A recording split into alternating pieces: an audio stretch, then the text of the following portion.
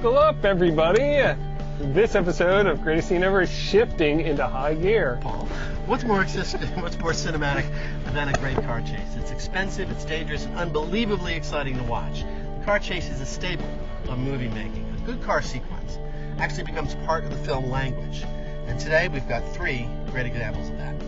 The rules of the road are going right out the window on this car chase edition of Greatest Scene Ever. So let's hit the road. Let's do it. Let's do it. Let's roll.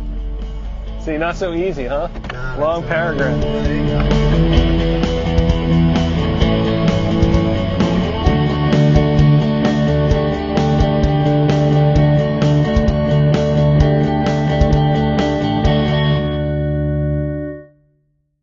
Welcome to Greatest Scene Ever, Car Chase Edition. We're talking today about some of the greatest car chases in cinematic history. I'm Greg, and he's Paul. Yep, today we are going to talk about the first movie, 1968, Bullitt. My very favorite. Yep, one of the greatest car chase scenes of all time, starring Steve McQueen, chasing 2 hitmen throughout the city of San Francisco. Mm-hmm. And the scene is as much about the streets of San Francisco and about the cars as it is about the actors. So let's take a look. Let's take a look at it. Now, and I also wanted to mention, keep an eye out in this scene for the world's fastest Volkswagen. Okay, let's see a scene now from 1968's Bullitt.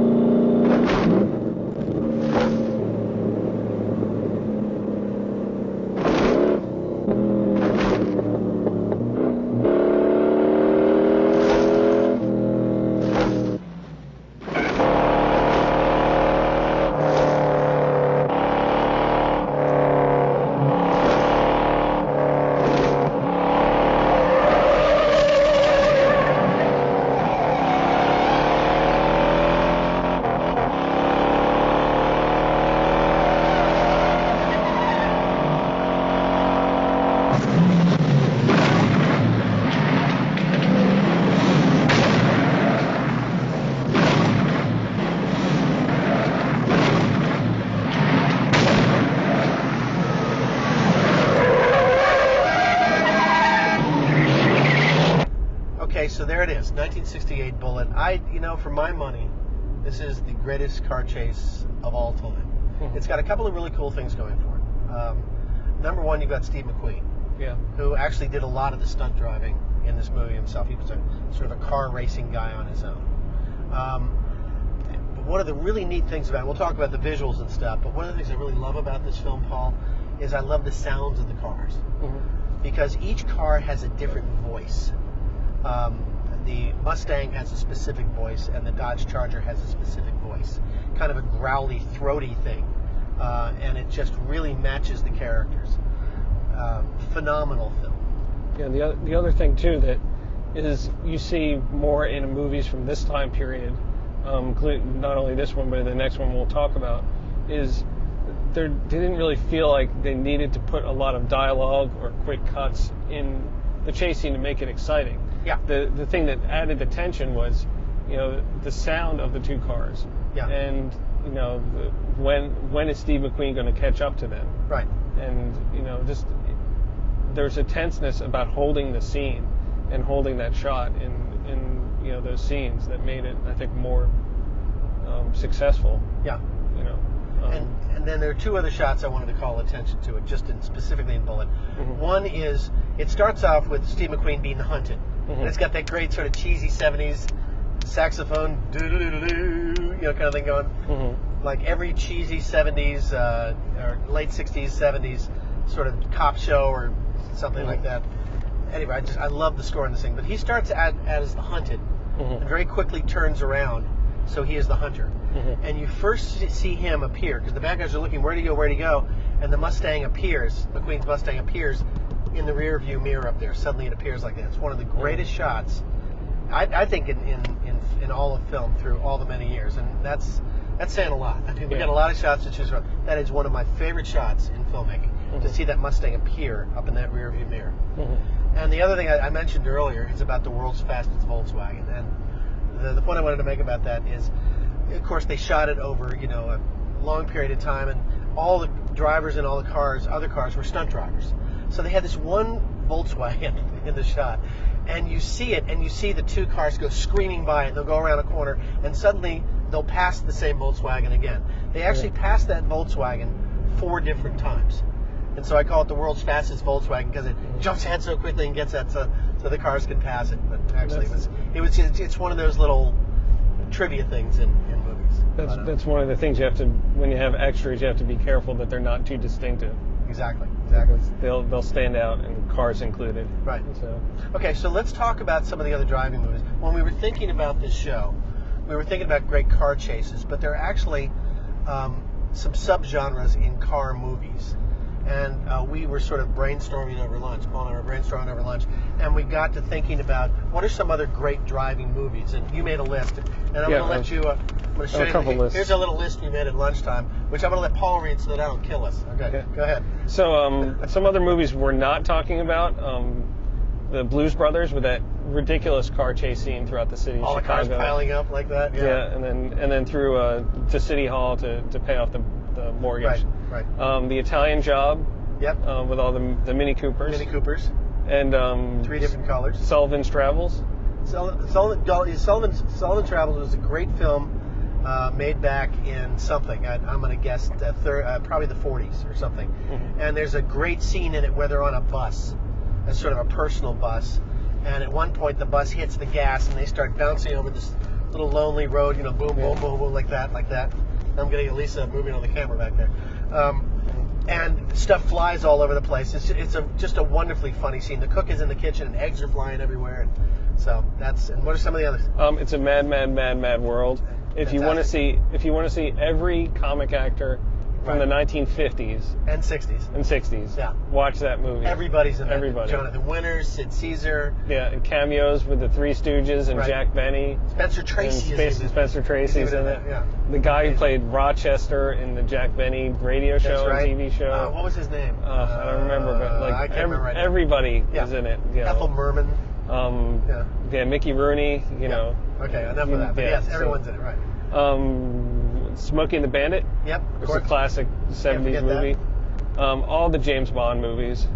There's always a great car chase in a James Bond movie because Because the Aston Martin. Yeah, and It's all about the Aston Martin.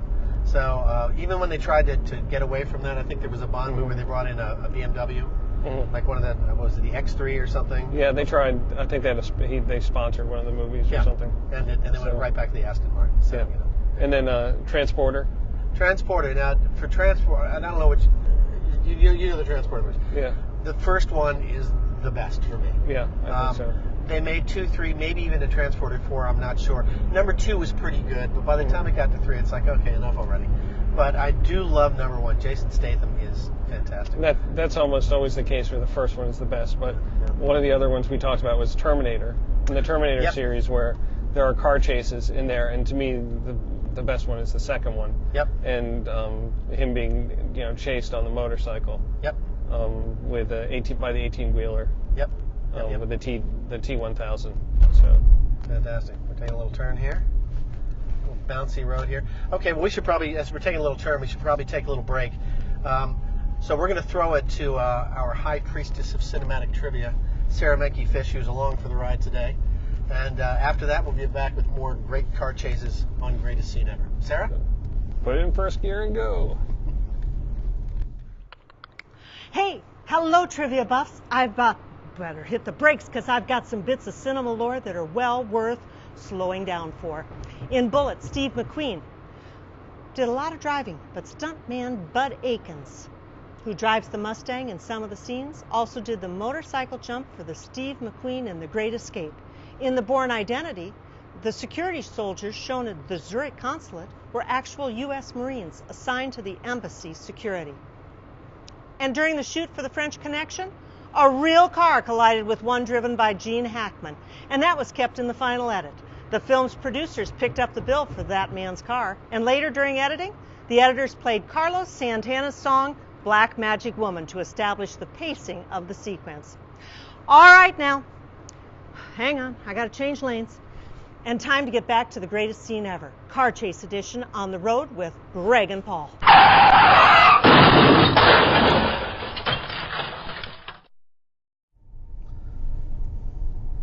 Welcome back to Greatest Scene Ever, Car Chase Edition.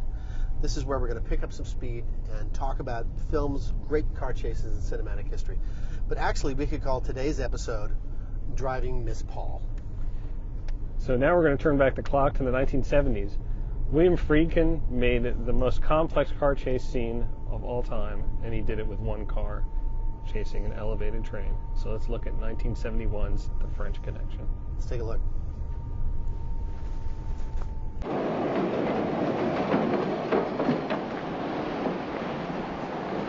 Hold it!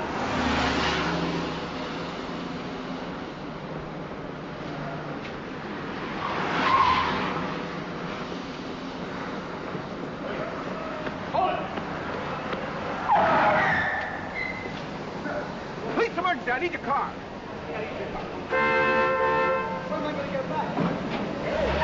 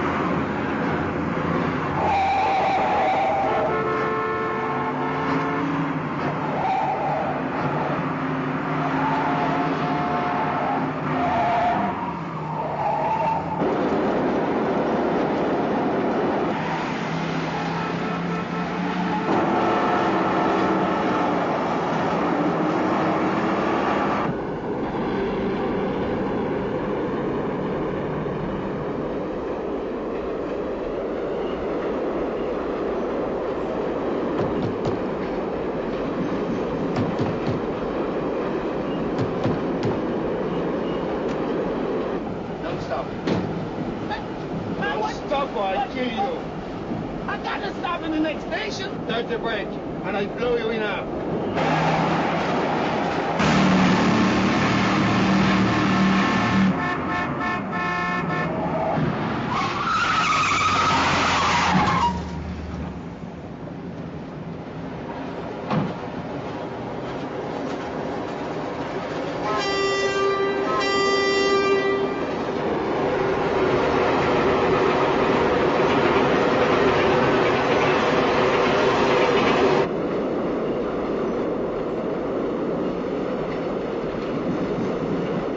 I don't know. Sit down, buddy. Relax.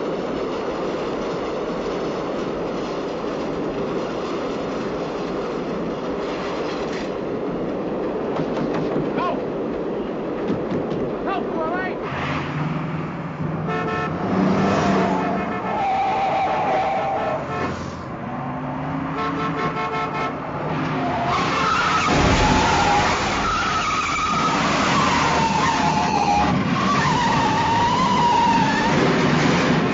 Hey, Coke, you all right? Fine, sir.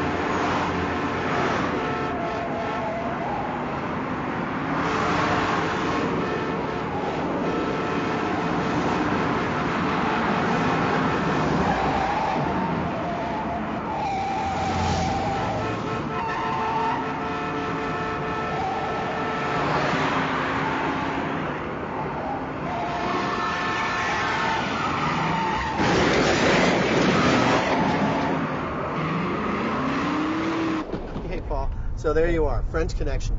You know, I love this film. There's so many wonderful elements. There's the, you know, of course, I think everyone's favorite is the baby carriage, which was not in the original storyboarding, the way the story is told, the way that I've heard. It was actually something that they sort of thought up on the set. And it's amazing how, you know, just as a sideline, how those little inspirational moments on a set can really, you know, make a film. And you know, this is a sort of an adapted true to life story. That's right. And you know, a lot of the stories that you see involving car chases are police movies, and Yeah. because there's this Rolling. whole do they catch them, do they not catch them, and it makes it more dramatic. Right. But there are other movies we haven't talked about, which are sort of racing type movies, where That's true. getting across the country is a big part of the story. That's true. You know, when Paul and I were having lunch, as we always do before the shoots, we always talk about what movies are we leaving out, are there subgenres? So car chases was an easy sort of thing to do with a package like that. And when I'm doing this, one has to wonder who's driving the car. So and we thought of some other movies that aren't car chase movies, but are driving movies. And Yeah. Paul, you got the list? Yeah, Cannonball Run, Yeah. Death Race, Death Race. Talladega Nights, Right. Days of Thunder. Right. I mean, those are sort of all the sort of the racing movies. Right. And then things like Drive, Dukes of Hazzard, Yeah. California. Yeah. Um, California's a great movie. You know, there isn't really a genre. Maybe we'll do one on serial killers, but I just want to do a shout out for California. It's one of my favorite movies. David Duchovny and Brad Pitt, and Juliette Lewis, and that other woman with the short black hair who I love, whose name I can never remember. She's terrific. It's about these two couples traveling across country. That's all I'll tell you. Go see California. It's not a car chase movie. This is just like a little insert within the show. But anyway, and then Road to Perdition, which has them fleeing across country. love Road to Perdition. Love the score. I think we talked about that in our music show. We talked about the score to Road to Perdition. Yeah. The driving can become such an integral part of a story, and I think the thing about French Connection, which is great, is it's a car chase scene really it's with one car, so it's Right. sort of it takes a unique spin on it because he's trying to race to get to the car. Right. You know. And there's some, actually, now that we've sort of talking about it out loud, it occurs to me that there are other scenes in other movies where you have cars chasing trains. Yeah. What's that one with Denzel Washington? Runaway Train, or it's not called Runaway. Yeah. With what's his name? You would think What's his name with what's his name? With what's his name, and they do the thing with the thing. Okay, right. That's you would think. But anyway, it's God, what's it called? We'll think of it as soon as we get off the air. But it's a great scene where the guy's trying to chase down the train, and the truck is driving on a little parallel road. And of course, there are 1,000 scenes in 1,000 movies where you have the car, and then he turns just in front of the roaring train to try to escape somebody. So that's kind of iconic. And this was an interesting twist that Friedkin did with French Connection, where he's chasing an elevated train, which hadn't been done before, to my knowledge, or at least certainly not like that. So anyway, there are so many more movies we have to talk about and get to, but first we need to take a quick break. So let's not drive off the road here. Greatest scene ever, Car Chase Edition. We'll be right back. Let's roll. Oh my God. It's very hard to say.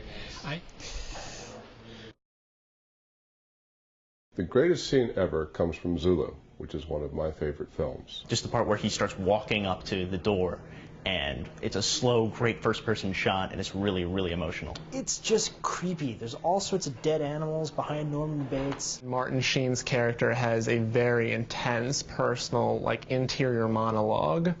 I don't think anything had taken the wind out of my lungs like that scene. It's horrifying, but at the same time electrifying and inspiring. It's enough to bring the hairs up on your spine. A great, great scene. A brilliant scene. The greatest scene.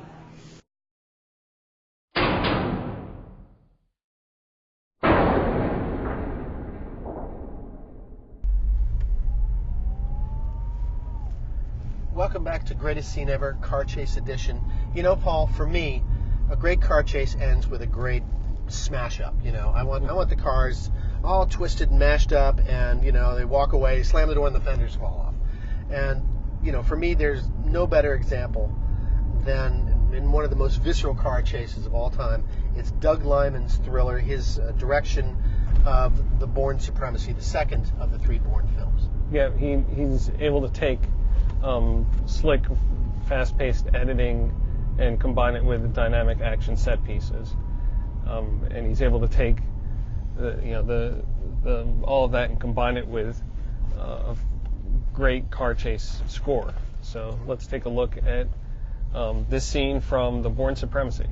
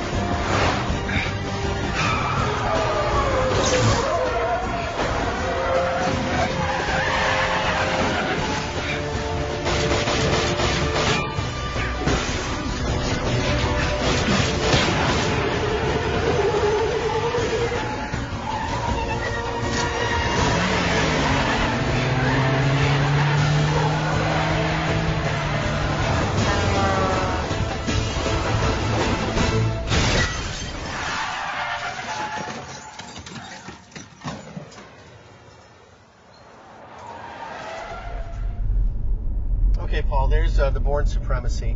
You know, there was also a great car chase in the first Bourne film.